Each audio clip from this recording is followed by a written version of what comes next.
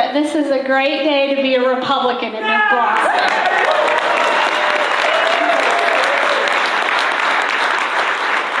It is not that often that we're privileged to welcome a presidential candidate to our town, and so I'm honored to introduce a man whom I had not met until today, but I understand him to be a man of conviction and a man who loves our country and is committed to protecting our freedom and our liberty. And so please help me to give a warm New Gloucester welcome to Congressman Dr. Ron Paul.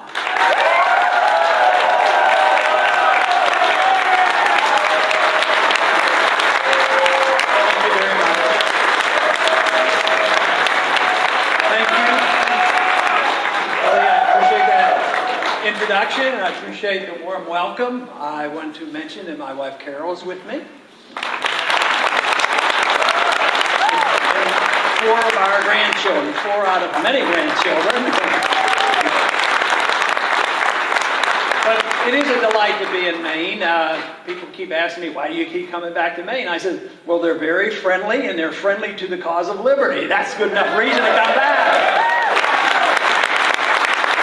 So I've always been encouraged when I came up as a candidate or not as a candidate, the reception has always been good.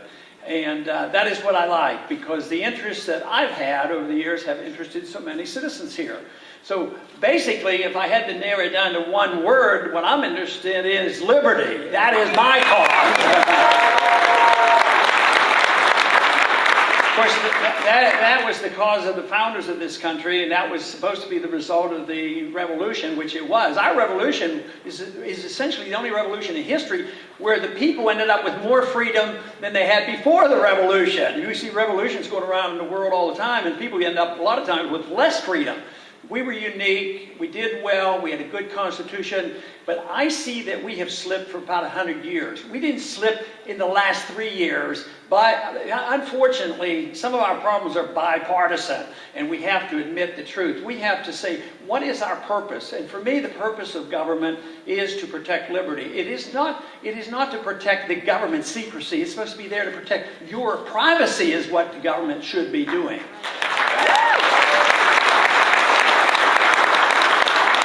If we recognize the fact that our liberty comes to us in a natural way, in a God-given way, we get our life and our liberty, we should then be able to keep the fruits of our labor. That's what we should be able to do.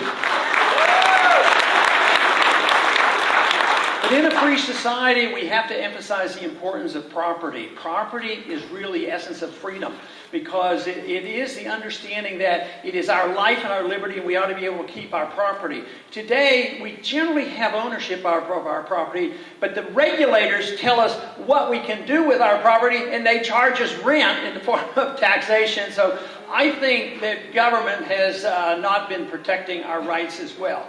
If we have a free society and protect property rights, you protect contract rights, you protect economic contracts as well as social contracts. You protect economic liberty as well as social liberty.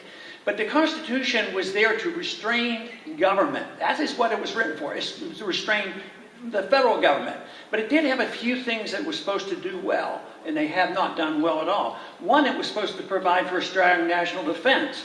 Well, we have a strong military, but unfortunately, we have undermined that military by doing way too much. We're bankrupting ourselves by being in too many countries, fighting too many wars. And if we want to solve our economic problems here at home and cut us spending, we need to start bringing our troops home.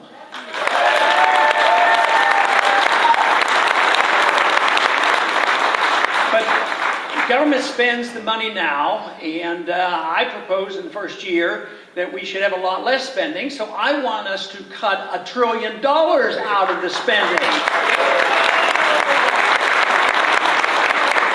Which doesn't mean that drains $1 trillion out of the economy. It means you get to spend it and not let the government spend it, because when they spend it, they do harm when they spend it. First, they take it from us, that hurts. Then when they spend it, it hurts too, because it's used for regulations and other things.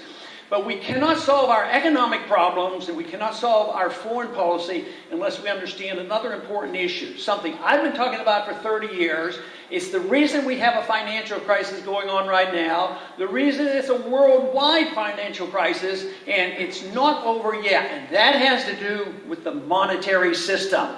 We have to have reform of the monetary system. We have to look to the Constitution for guidance. The Constitution says you can't print money. There's no authority for a Federal Reserve, and we should only have gold and silver to back our currency.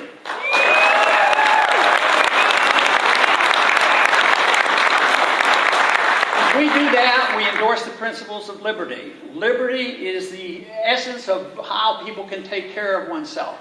We have lost our confidence because we have too often over the last decades resorted to government. Government's supposed to take care of us from cradle to grave. Entitlements are rights. We have this obligation to be the policeman of the world. It isn't working. We're now bankrupt. But fortunately, we don't have to invent anything new. We have to just think, where were we at one time? Why don't we pick up the pieces where we left off in this understanding of liberty? Liberty is a new idea, relatively new.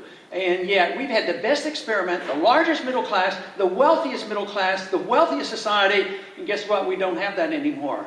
Our middle class is shrinking, the wealth is gravitating to the few. At the same time, people are losing their jobs, and the people who made a lot of money when the bubble formation, they got the bailout. The middle class lost their jobs, and they're losing their houses. The answers are out there. It's in our Declaration. It's in our Constitution. It's the concept of property rights, free markets, personal liberty. If we do those things, we can work our way out of this problem rather quickly. So I hope you will join me in my effort to promote the cause of liberty. Thank you very much.